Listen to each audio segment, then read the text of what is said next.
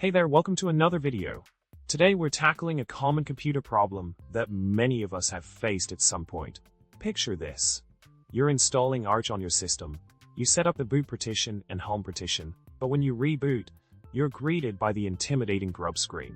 You try to set the root and use chain loader, but nothing seems to work. How do you get your computer back to booting on any OS without having to take it to a shop and pay a fee? The solution to this problem lies in the misconfiguration of Grub during the Arch installation. It seems like Grub can't find the kernel it's supposed to load, hence landing you in the Grub recovery environment.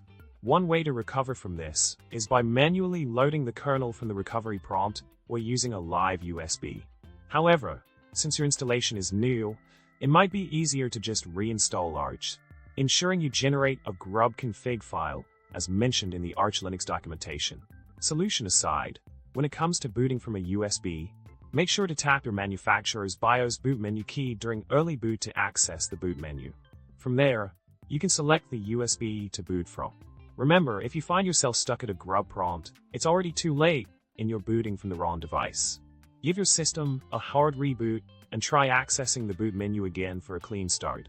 In summary, facing booting issues after an Arch installation can be frustrating, but with the right steps, you can get your system back on track.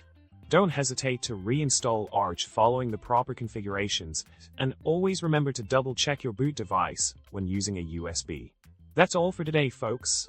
If you found this video helpful, don't forget to subscribe, like, and drop a comment down below. Until next time, happy troubleshooting!